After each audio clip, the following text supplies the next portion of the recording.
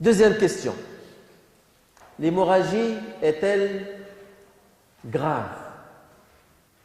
Et donc, c'est le diagnostic de gravité. Et sur quels arguments jugez-vous de la gravité immédiate d'une hémorragie digestive lors de la mission d'un patient?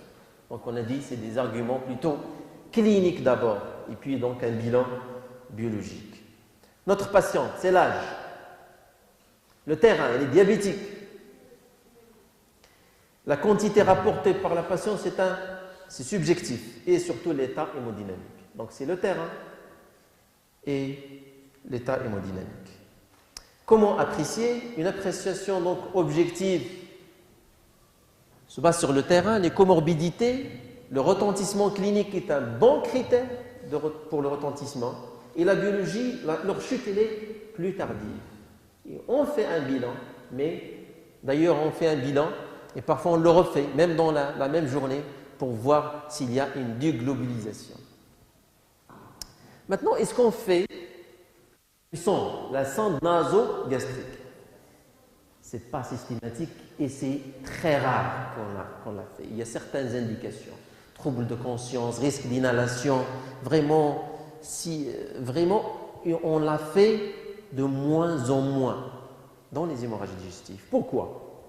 Quand on la faisait, il y a bien longtemps, on dit que pour s'assurer que vraiment l'hémorragie est digestive, on met une sonde nasogastrique. Si elle ramène du sang, c'est une hémorragie digestive. Maintenant, on a d'autres critères. On fait l'endoscopie et puis on s'en sort.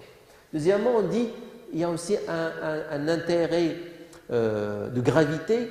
Plus la quantité aspirée est grande, plus c'est grave. Non, on a des critères et des arguments plus précis et cliniques. Et aussi, 15% des hémorragies graves, la sonde, il ramenait de la bile.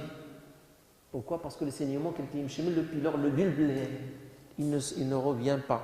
Et donc, le fait de ne pas retirer du sang rouge n'élimine pas qu'il s'agit d'une hémorragie digestive et ne prouve pas qu'il n'est pas grave, ou bien qu'il est grave.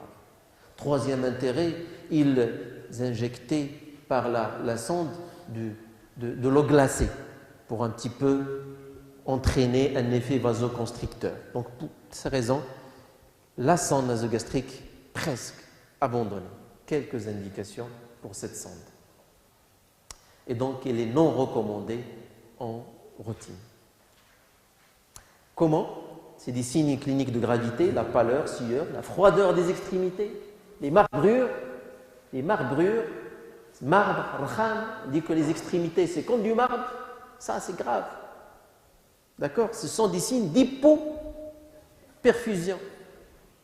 Bien sûr, s'il y a déjà que c'est violacé, c'est déjà grave.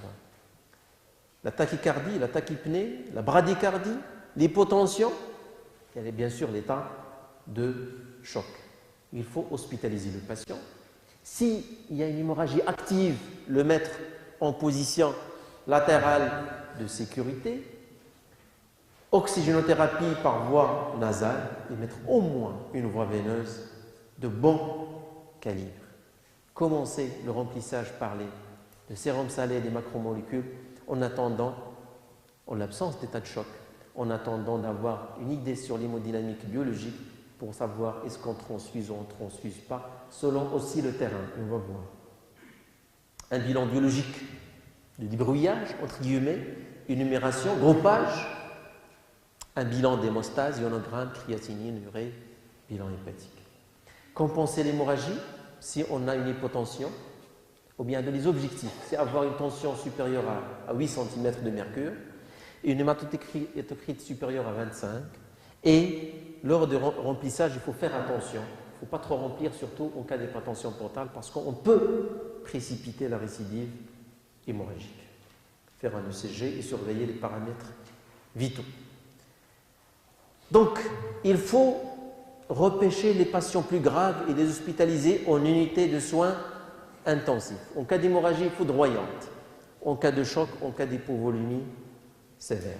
Quand est-ce qu'il faut transfuser? Chez tout le monde, quand on a l'hémoglobine inférieure à 7. Sauf chez le cardiaque, et encore le corps en a rien parce qu'il tolère mal l'anémie. Donc on exige un cutoff une valeur de 10. D'accord?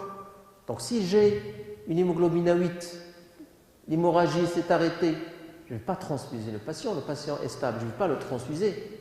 Moi, je ne raisonne pas sur des chiffres, sur un patient, sur un contexte. Mais si j'ai 8 chez un patient cardiaque coronarien, il faut le transfuser. Il faut faire attention justement pour ne pas entraîner un remplissage important, trop accéléré, pour ne pas entraîner de dégâts et d'œdème aigu de poumon par exemple. La troisième question, c'est quelle est son étiologie? Et donc l'examen clé, c'est l'endoscopie. Et on va voir, pour l'hémorragie digestive haute, il faut la faire dans les 24 premières heures. Pas trop tôt, pas trop tard. 24 premières heures. Il faut la faire chez un patient stable. Il faut éviter certaines attitudes la personne se présente aux urgences. J'ai une hématémèse, allô, l'interne, allô le gastro, on a une hématémèse. Non, on n'est pas des standards. Donc, c'est tout ce qui a précédé. Interrogatoire, patient, la famille, prise médicamenteuse, terrain, examen clinique, faire le bilan de brouillage, voie de bon calibre, le laisser à jeun, justement, pour une éventuelle endoscopie qui doit être faite chez un patient stable et ou stabilisé s'il était instable. Avec un triple intérêt. Un intérêt diagnostique, parce qu'on va voir la lésion qui saigne. On va voir l'origine du saignement. Le siège est recherché des lésions associées. Et l'intérêt pronostique, on va voir pour l'ulcère par exemple, il y a une classification. Pour les varices, il y a une classification. Donc il y a un intérêt pronostique. Il y a un intérêt thérapeutique parce qu'on fait un geste thérapeutique et on arrête l'hémorragie. L'ulcère, c'est l'étiologie la plus fréquente. Et dans une étude multicentrique, on avait participé. La particularité, peut-être parce qu'on était un centre de référence, on a presque autant d'ulcères que d'hémorragie par varice dans la région de l'oriental. Donc l'ulcère gastro-duodénal, l'HTP, il y a aussi les érosions et les ulcérations, les œsophasites. Le malurives, l'angiodysplasie, vous avez cité et évoqué tout ça. Il y a le dieu la foie, on va parler un petit peu du dieu la foie. Le dieu la foie, c'est un ulcère. L'ulcère du dieu la foie, c'est une artériole qui a un trajet semi-queux anormal. Donc c'est une artériole qui a un trajet semi-queux anormal et qui est érodé. Donc il y a un ulcère. Quand on a un ulcère, une perte de substance, et comme cette artériole a un trajet un petit peu superficiel, donc il y a l'hémorragie. Soit l'hémorragie en G, c'est le stade 1. Bon, c'est la classification de Forest. Bon, c'est la classification qui classe les ulcères hémorragiques. Je ne vais pas vous demander cette année de cette classification. Donc, il peut être en G quand c'est artériolaire, mais parfois en nappe, quand c'est plutôt veineux, parce qu'il n'y a pas de pression, et donc c'est un saignement en nappe. L'ulcère du la foie, il est responsable de presque 2% des hémorragies digestives hautes, donc c'est rare. Mais la particularité d'ILO, c'est qu'en endoscopie, si on rate le moment hémorragique, on peut avoir une endoscopie normale, parce que c'est un point ici. Mais on sait que le siège du la foie, souvent au niveau du phallus. C'est plutôt au niveau du phallus. Le bulbe, c'est surtout l'ulcère. L'ulcère gastro-duodénal, c'est plutôt au niveau du bulbe, dans 75% des cas au niveau du bulbe. La pathologie tumorale et les causes biliopancréatiques, l'hémobilie, un saignement des voies biliaires, c'est très rare, l'hémobilie.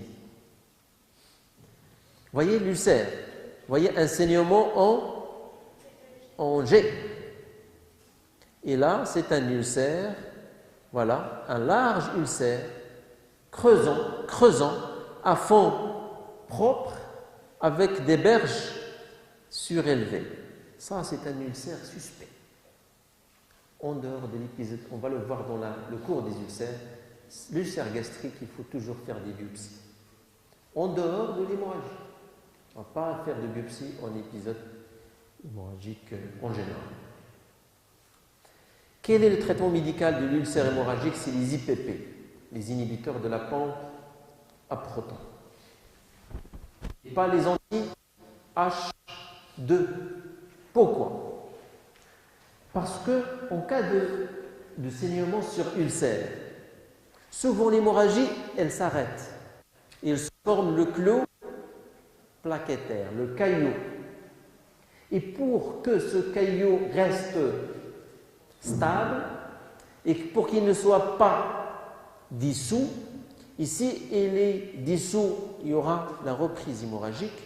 Il faut que le pH se maintienne vers 6, supérieur ou égal à 6. Les seuls antisécrétoires qui peuvent maintenir ce pH à 6, ce sont les inhibiteurs de la pompe à protons. Parce qu'un pH inférieur à 5, il va entraîner une lyse du caillot. Et dans cette étude comparative entre une molécule d'inhibiteur de la pompe à protons avec un anti-H2, l'anti-H2, il n'y a pas de différence presque avec le placebo. Et donc, c'est les IPP qui sont indiqués dans l'ulcère hémorragique. Il ne faut plus donner d'anti-H2 pour l'ulcère hémorragique. C'est une fausse rassurance. C'est une fausse rassurance. Donc, les seuls antisécrétoires recommandés, ce sont les IPP, les inhibiteurs de la pompe à protons. Quel est le protocole? On donne un bolus, c'est 80 mg, et puis 8 mg par heure. Je ne vais pas vous demander ces protocoles. Je vais vous le demander, Inch'Allah, en 5e année, en synthèse thérapeutique. Il y a un score, il y a une classification, là aussi je ne vais pas vous demander. C'est un score pronostic. Vous voyez que, par exemple, le stade A, le stade 1A, c'est une hémorragie en G. Le risque de récidive, c'est 90%. Et le risque de mortalité, c'est 10%. Alors que le stade 3, l'ulcère à fond propre, presque ça récidive jamais. Mais ce n'est pas jamais. On a eu des surprises, des stades 3 qui récidivent. Et donc c'est 3%, donc ce n'est pas zéro. Je passe. Qu'est-ce qu'on peut faire? On peut injecter. On injecte quoi? Du sérum salé avec de l'adrénaline. Parce que l'adrénaline est là, un effet vasoconstricteur. Mais il ne faut jamais se contenter seulement de l'injection d'adrénaline, seulement pour arrêter l'hémorragie, pour pouvoir faire autre chose. Surtout les méthodes mécaniques, on met en place des clips. Là, ça, c'est l'injection.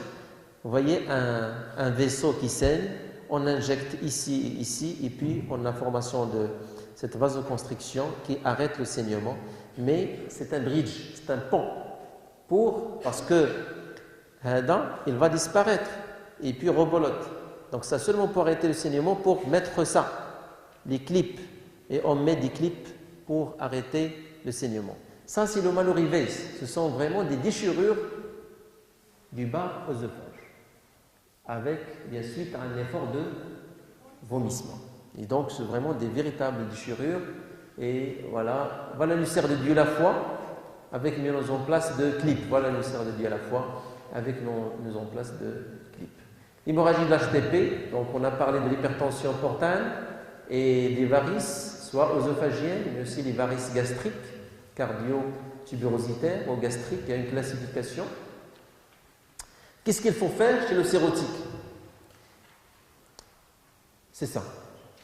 Si c'est ce bêta-bloqueur, pourquoi les bêta-bloqueurs? En prévention primaire. Si ce bêta-bloqueur il saigne, il faut arrêter les bêta-bloqueurs. Parce que déjà la tachycardie, déjà un retentissement hémodynamique, il faut arrêter les bêta-bloqueurs, les reprendre à distance de l'hémorragie. Primo. Deuxièmement, il faut prescrire un traitement vasoactif. C'est la somatostatine ici dérivée. On les donne, eh bien, il faut le donner à la seringue électrique, à la SAP, la seringue auto-pulsée. Il faut donner du lactulose pour accélérer le transit, pour que le sang ne soit pas digéré et a priori pour prévenir l'encéphalopathie hépatique, parce qu'il y a une gestion du sang, l'hyperammonémie, et puis voilà, donc on peut avoir une... Et l'antibiothérapie, on ne donne pas d'antibiotiques pour l'ulcère hémorragique, il faut le donner pour l'hémorragie chez le cirrhotique. Pourquoi? J'ai eu déjà cette question dans le cours précédent pour 3 raisons. Parce que ça prévient, c'est dans une méta-analyse, pour 3 raisons, ça prévient la récidive, prévient l'encéphalopathie hépatique. Troisième chose, ça diminue la mortalité. On donne cette antibiothérapie si le patient est conscient par voie orale, une ciprofloxacine, norfloxacine 2 fois par jour pendant 7 jours. S'il est perfusé, il est en encéphalopathie hépatique, on donne une céphalosporine 3e génération, 1 grain par 24 heures pendant 7 jours. Il faut arrêter les bêta-bloqueurs au moment de l'hémorragie digestive et les redémarrer en prévention secondaire quelques jours après. Voilà pourquoi l'antibiothérapie diminue l'infection récidive, mortalité et prévient l'encéphalopathie hépatique. Quel antibiotique? Ceftriaxone, c'est 1 gramme, c'est pas 2 grammes. Il faut corriger, c'est 1 gramme. Ça, il vient d'être actualisé en fin d'année dernière. D'ailleurs, on a publié un article dans ce sens. Donc, c'est la ceftriaxone, donc c'est le C3G, pour ne pas donner de nom et faire de pub. Donc, c'est 1 gramme par 24 heures. Pyros, donc la durée, c'est 7 jours. Qu'est-ce qu'on fait pour les varices? On les ligature. Ligature, on largue des élastiques, comme ça, on étrangle ces varices. Ils ne seront plus perfusés, s'ischémier et tomber. Et donc, il faut prévoir des séances jusqu'à élimination, ce qu'on appelle éradication des varices. Voilà, ce sont des images ou bien des photos du service. Donc, voilà la varice, et voilà l'anneau. Vous voyez cet anneau élastique noir, là et là. Même chose. Sinon, on a parlé, ça c'est vraiment un geste si on n'a pas une endoscopie à côté, si on n'a pas un service spécialisé à côté, on met cette sonde de Blackmore, c'est palliatif et c'est transitoire, ça ne devrait pas dépasser 48 heures et il doit être dégonflé toutes les 6 heures pour éviter le risque de nécrose et d'ischémie. Sinon, il y a ces chintes, les tips, qui ne sont pas encore utilisés bien au Maroc. Aussi, c'est un bridge, c'est un pont pour pallier un petit peu l'étape grave, en attendant peut-être un geste plus radical, voire une transplantation hépatique en cas d'hémorragie, ce qu'on appelle l'hémorragie réfractaire, c'est-à-dire tu as mis le traitement médical bien adapté, sondostatine, antibiotiques, lactulose, et puis tu as ligaturé les varices, toujours tu n'arrives pas à juguler cette hémorragie, il faut mettre en place un TIPS en attendant une éventuelle transplantation hépatique. Ceci, c'est pour les hémorragies digestives hautes. Maintenant, pour les hémorragies digestives basses, c'est toute lésion située en aval. Sur le plan anatomique, toute lésion située en aval de l'angle duodéno-jejunal, l'angle de 13. Donc, le saignement peut être au niveau du grêle, du côlon, du rectum, ou bien de l'anus. Le diagnostic se fait devant souvent des rectorragies, mais parfois se forme de méléna, surtout dans les lésions du grêle en aval de l'angle de 13 jusqu'au côlon droit. Ça peut être extériorisé sous forme de méléna. Et donc, si devant des mélénas, tu fais une endoscopie, méléna isolée, sans hématémèse, tu fais une endoscopie digestive haute, tu ne trouves rien. Refaire l'endoscopie digestive haute, parce que dans 10%, on peut voir une étiologie. D'accord? Sinon, on peut demander une iliocoloscopie. Si l'iliocoloscopie ne montre rien, il faut aller voir le grain. En hémorragie grave, il faut demander un angioscanner. Et l'angioscanner, c'est là où on a le diagnostic des angiodysplasies. Et pour que l'angiodysplasie soit visible sur l'angioscanner, il faut que le débit de saignement soit important. Et l'angioscanner, voire l'artériographie qui permet de localiser l'artère ou l'artériole qui saigne, et même un geste thérapeutique, c'est faire une embolisation, donc aussi un geste thérapeutique. Donc, hospitaliser, mettre en condition, les mêmes règles de prise en charge initiale pour l'hémorragie digestive haute sont applicables pour l'hémorragie digestive basse. Les examens complémentaires devant une hémorragie digestive basse, bien sûr une colonoscopie, une iliocolonoscopie. Si négatif, un angioscanner, une artériographie si c'est disponible. On parle aussi de vidéocapsule qui est disponible au CHU.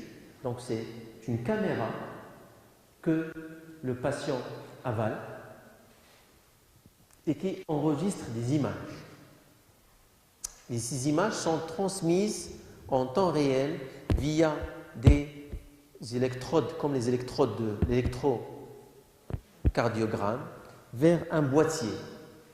Et le boîtier, les images sont transmises, et les photos, instantanément au boîtier. D'accord? C'est un enregistrement qui dure en principe 6 heures. Il se fait en hôpital de jour, c'est-à-dire le patient il est hospitalisé seulement la matinée.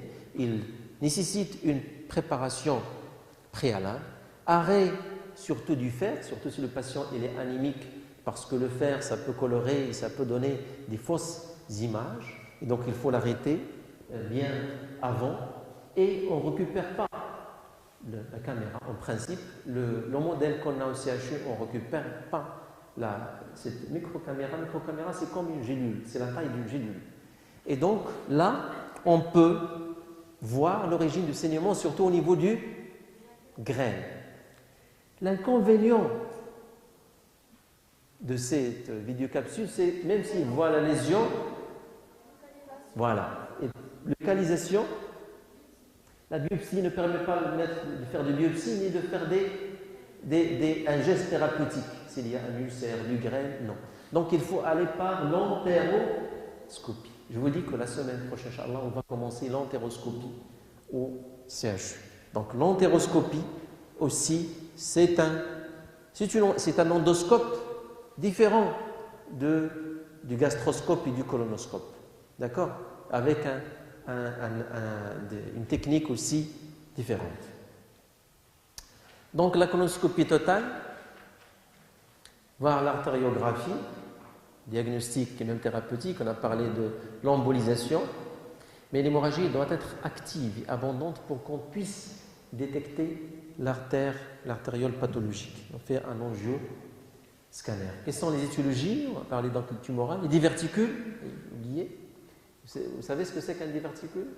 Donc c'est une faiblesse de la paroi musculeuse et donc on a une hernie de la muqueuse dans la musculeuse. Donc on a une sorte de poche. Et ces diverticules sont localisés souvent au niveau du côlon sigmoïde du côlon gauche.